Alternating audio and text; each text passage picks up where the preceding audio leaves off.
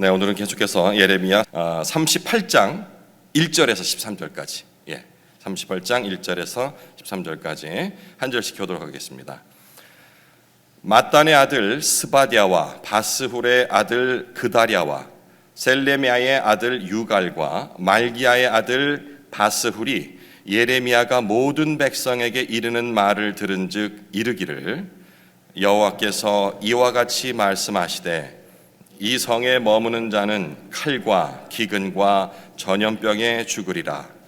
그러나 갈대아인에게 항복하는 자는 살리니 그는 노량물을 얻음같이 자기의 목숨을 건지리라.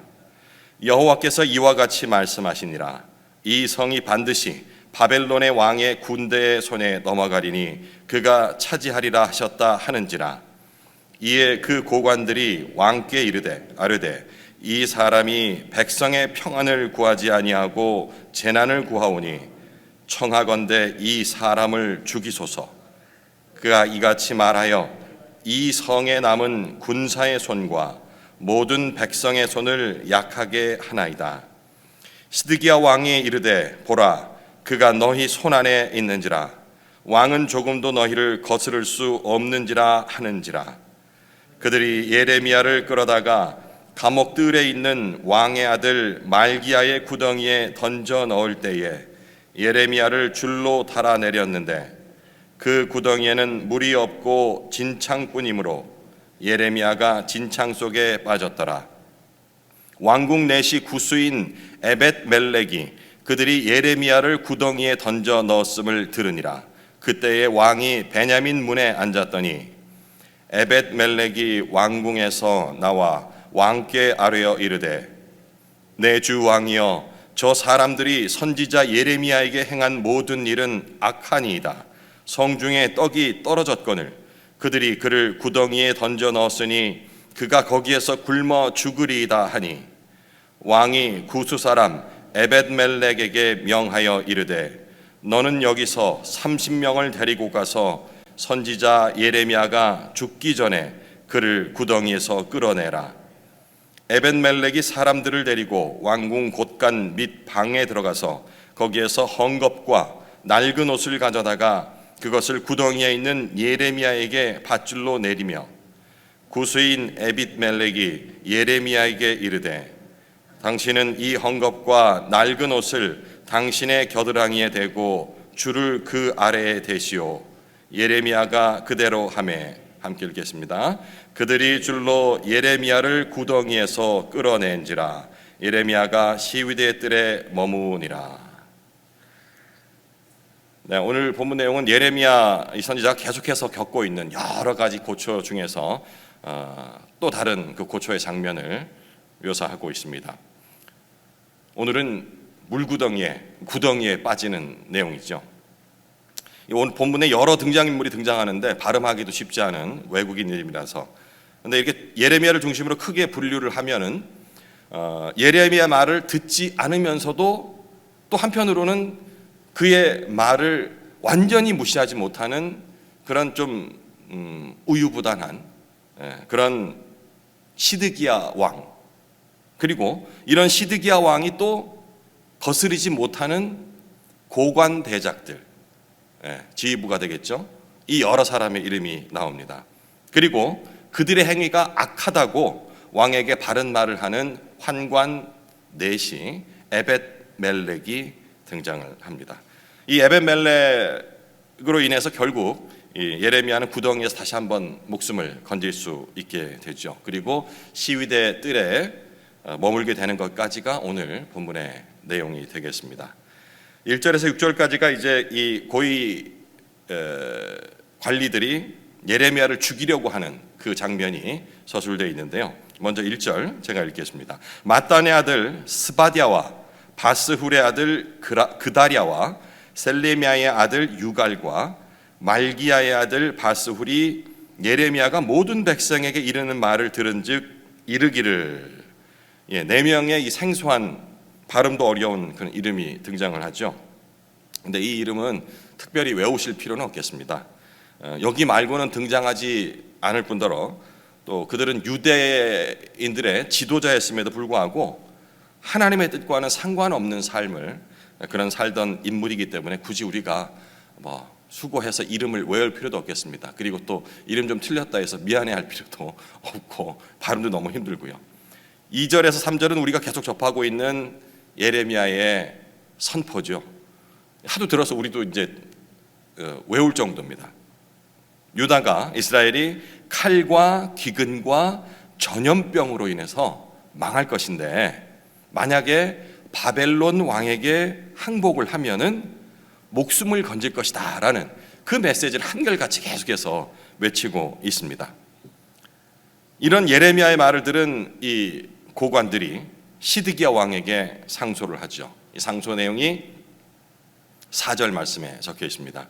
이에 그 고관들이 왕께 아뢰되 이 사람이 백성의 평안을 구하지 아니하고 재난을 구하오니 청하건대 이 사람을 죽이소서. 그가 이같이 말하여 이 성에 남은 군사의 손과 모든 백성의 손을 약하게 하나이다. 예레미야가 자꾸 엉뚱한 소리를 자꾸 해서 그나마 이 남아있던 그 희망들이나 이런 것들까지 싹 다 없어진다. 심지어는 싸워야 할 군사들의 힘까지, 손의 힘까지 약하게 만들다라는 그런 내용으로 상소를 하고 있습니다. 그래서 죽여야 한다. 더 이상 놔두면 안 된다라는 상소 내용이죠. 이 상소 내용을 들으시고 여러분들은 어떤 생각이 드십니까?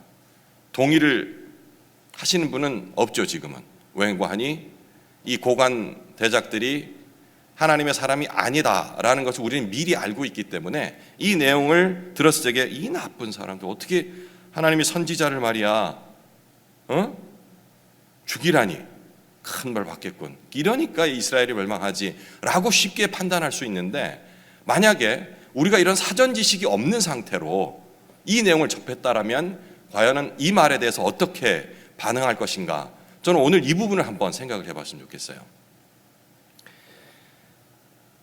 죄 없는 예레미야 선지자를 모함해서 죽이려 한다라는 정답을 우리가 알고 있기 때문에 전혀 의심 없이 이 말이 잘못됐다라고 생각을 하고 있는 우리가 만약에 그러한 상황을 모르는 상태에서 이 말을 접했다 한다면 과연 어떤 기준을 가지고 이 말을 판단할 것인가라는 것을 한번 생각해 보자는 거죠.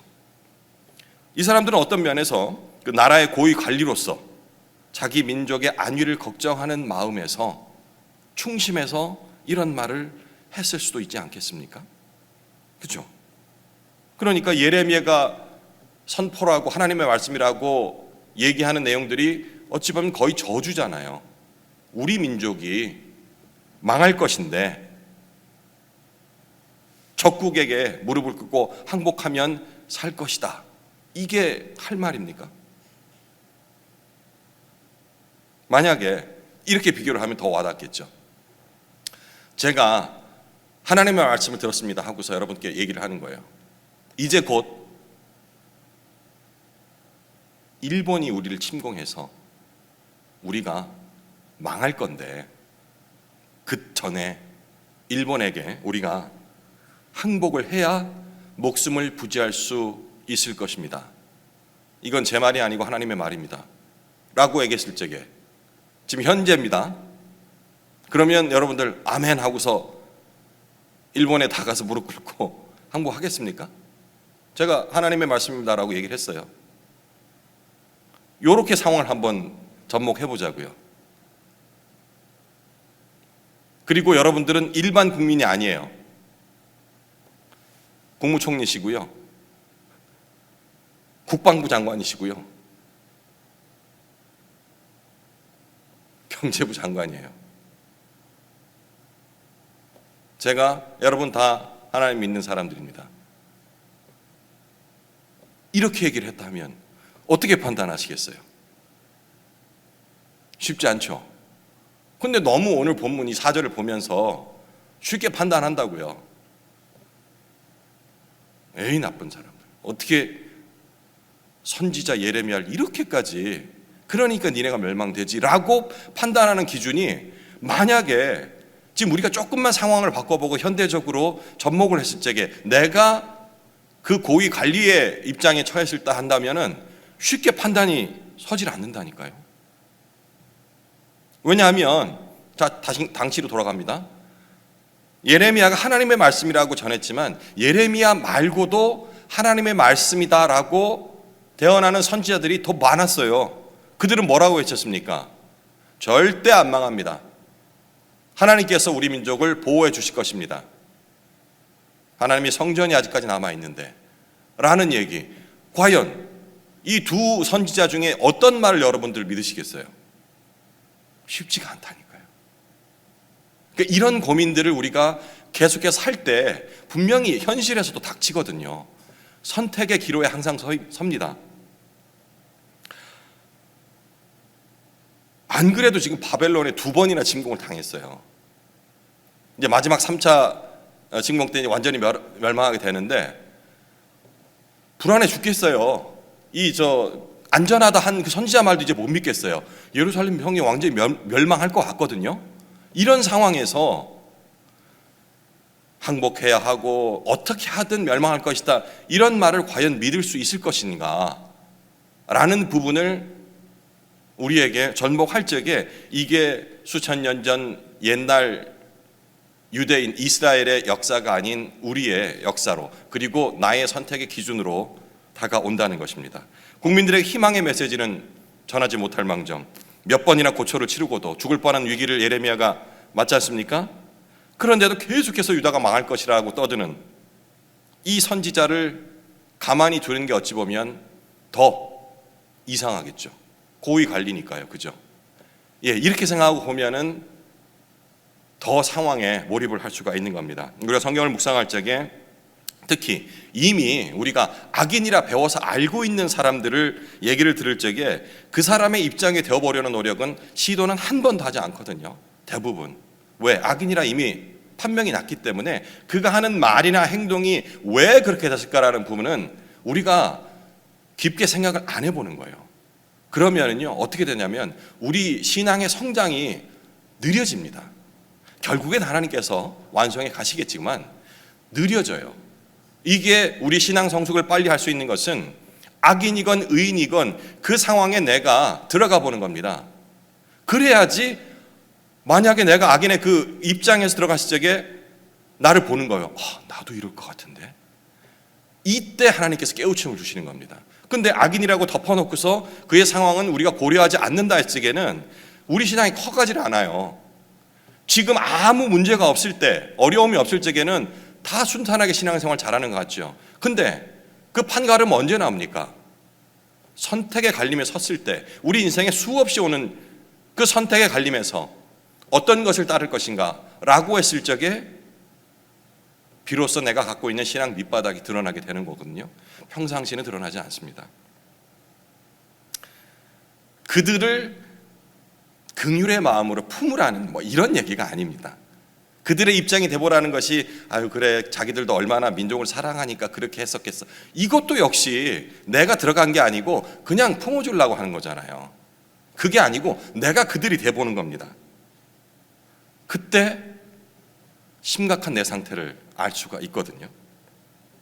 우리 신앙생활 오래 하는 사람들이 입버릇처럼 하는 얘기가 있습니다. 아이고, 예수 믿는 내가 참아야지. 이런 얘기를 들어보셨거나 하신 적이 있지 않습니까? 특히 비그리스도인들과의 어떤 분쟁이나 생겼을 적에 우리가 마치 굉장히 우리 인격이 되게 성숙하거나 아니면 큰 은혜를 베푸는 것처럼, 그래, 내가 너랑 싸워서 뭐 하겠냐, 예수 믿는 내가 참아야지, 이런 얘기. 이 말 뒤에는 뭐가 깔려 있습니까? 난 잘못한 거 없지만, 아니도 직설적으로 얘기한다면 내가 옳은데 그냥 내가 참아준다, 이런 거, 이런 뉘앙스가 들어있으니까 이 모습을 보는 그 믿지 않는 사람들이 우리 그리스도인들을 되게 싫어해요. 왜 싫어하냐면 되게 고상한 척해. 자기들만 아주 범접할 수 없는 하이 레벨에 속해 있는 것처럼 막 이렇게 품어주는 듯이 하는 그런 태도 때문에 오히려 전도하기가 더 힘들어지는 거예요. 아니, 내가 잘못했을 수도 있잖아요. 그죠? 그럼 잘못을 인정해야지, 왜 내가 예수 믿는 내가 참는다라고 뭔가 베풀어주는 듯이 그런 태도를 취하는 거죠. 우린 잘 알고 있습니다. 하나님은 때로 믿지 않는 그런 존재들을 통해서 전혀 신앙과는 관계없는 사람들을 통해서 우리를 심판하시고 깨닫게 하신다는 사실을 잘 알고 있습니다. 오늘 본문의 배경은 어떻습니까? 이스라엘을 바벨론을 들어서 멸망시키잖아요. 그렇죠? 바벨론이 뭘 하나님을 따르는 그런 민족이었습니까? 아니었잖아요. 이방이잖아요. 그런데 이들을 사용하신다는 거예요. 나는 하나님을 믿는 자녀이기 때문에 예배를 드려야 하고, 예배를 드리기 위해 방해되는 모든 요소들은 희생되어도 된다 라는 논리 어떻습니까? 맞습니까?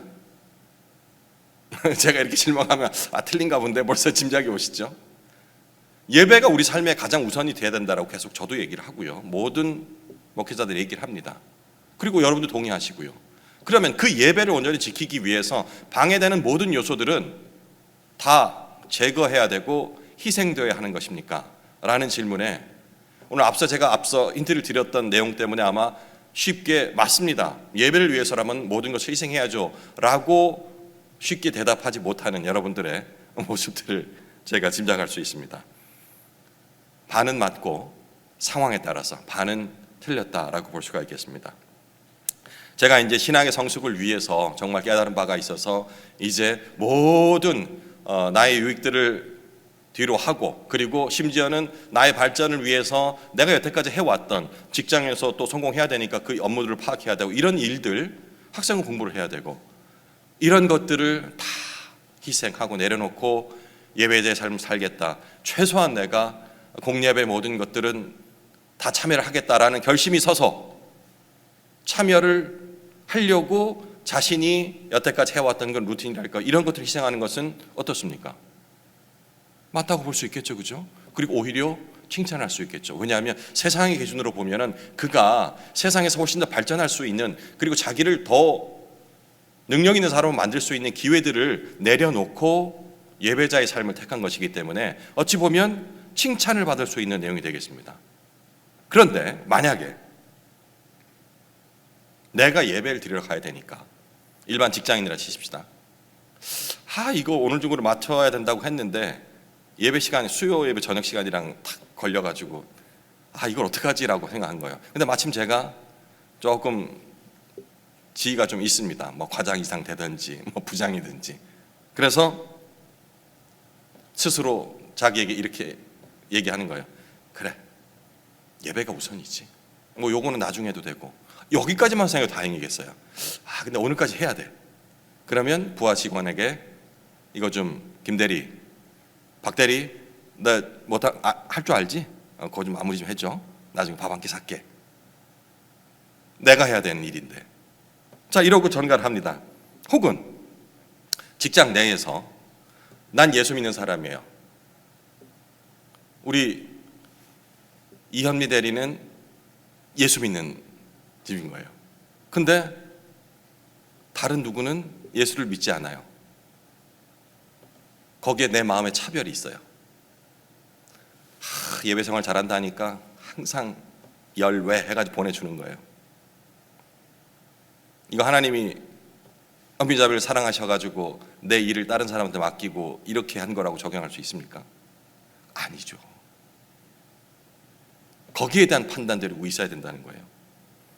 내가 예배를 드리기 위해서 예배 드리지 않아도 되는 사람들 혹은 일반인들은 희생을 해도 된다라는 생각은 아까 반은 맞고 반은 틀렸다는 부분 틀린 것입니다. 하나님이 그렇게 해서 남을, 왜 전도 대상인데요? 그 사람들이 우리를 보고 뭘 생각하겠어요?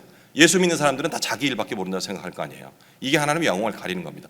그러면 내가 더 일찍 출근해서 오늘 뭐 해야 될 것 같으면 내 일을 맞춰야죠. 그죠? 그리고 믿지 않는 사람 대할 적에 믿는 사람과 차별이 아닌 오히려 그들에게, 왜? 믿는 사람은 내가 어떤 말을 갖고 있는지 알 테니까 다소 자기에게 조금 덜 신경이 쓰이더라도 이해를 할 수가 있어요. 우리 부장님이 전도하려고 참 애를 많이 쓰시는구나. 이렇게 가야 하는 겁니다. 이 말씀을 드린 이유는 우리가 성경에 등장하는 인물들을 이해함에 있어서 어떠한 그런 선입견들을 가지고 의인과 악인을 미리 구분지어서 판단을 하다 보면은 막상 악인을 통해서 나를 되돌아보라는 그런 하나님의 뜻을 간구할 수 있다라는 점을 말씀드리려고 이 말씀을 좀 장황하게 드렸던 것입니다. 다시 본문으로 들어가서 4절의 고관들이 예레미야를 죽이라고 상소한 것이 그러면 왜 잘못된 것인가? 뭐 잘못됐다 했으니까 이게 아니고 우리가 판단할 수 있어야 되잖아요. 그들이 진정으로 하나님의 뜻을 구했었다면 예레미야가 계속해서 전하죠. 그냥 망할 것이다가 아니고 이러이러이러한 우리의 잘못 때문에 하나님께서 심판을 하실 텐데 라는 전제 조건이 있습니다. 그렇게 해서 심판받을 수밖에 없는 이유를 계속해서 설명을 했어요. 이때 깨닫고 회개를 했어야 되는 겁니다. 그런데 백성들을 보호한다는 핑계로 예레미야의 말보다는 다른 거짓 예언자들의 결코 멸망하지 않으리라라는 말을 어찌 보면 정략적으로 이용을 했기 때문에 이들이 악인이라 생각할 수 있는 겁니다. 이런 고관들의 상소에 유약한 그 시드기야 왕이 이렇게 답변하죠. 5절입니다. 시드기야 왕이 이르되 보라 그가 너희 손 안에 있느니라. 예레미야가 니네가 잡았지 않냐. 왕은 조금도 너희를 거스릴 수 없느니라 하는지라. 아유 참 유약하고 참 안타깝네, 그죠? 나는 뭐 어쩔 수 없으니까 니네가 잡았으니까 니네가 마음대로 해 라고 얘기를 하는 겁니다. 그래서 그들은 예레미야를 바로 그 즉시 구덩이에 빠뜨리죠. 뭐 이 구덩이에 대한 얘기들은 당시 풍습이라든지 뭐 여러 개가 있습니다. 남을 가두는 용도로 쓰기도 했고 뭐 여러 가지 목적을 했다는데 뭐 그런 거는 우리 중요한 것이 아니고 어쨌든 거기에 빠뜨리면 못 나오니까 물이 거의 말라서 진창이 됐으니까 칠퍽칠퍽 이렇게 되겠죠. 거기서 나올 수가 없죠. 거기다가 이제 뒤에 나옵니다만은 이제 성내에 빵이 없대요. 그러니까 먹을 것이 떨어졌으니 굶어 죽이려고 하는 거죠. 17절부터 이제 마지막 13절까지는 새로운 등장인물이 등장합니다. 에벳 멜렉이 바로 예레미야를 구하게 되는 내용인데요. 6절까지는 예레미야를 죽이려는 그런 부류의 사람들의 얘기였다 한다면 이제 7절 이후부터는 예레미야를 돕는 한 사람에 대한 얘기가 등장합니다. 아이러니하게도 이 예레미야를 죽이려는 사람들은 그와 같은 동족인 이스라엘 사람들입니다. 반면에 그를 지금 살리려고 하는 사람은 이방인입니다. 바로 에벳 멜렉인데요. 에벳 멜렉은 사람 이름이라고 이해하시기보다는 왕의 수종을 드는 근처에 있는 항상 지근해서 왕을 보필하는 환관, 우리는 뭐 내시라고도 얘기를 하죠. 이런 그 사람들을 일컬어서 말하는 대명사라고 생각하시면 되겠습니다. 그 히브리어로 그 아바드라고 뭐 한번 제가 몇 번 말씀드렸었죠. 종을 뜻하는 단어예요. 그러니까 에벳이 이제 아바드, 에베드, 그리고 멜렉이 왕이란 뜻이에요.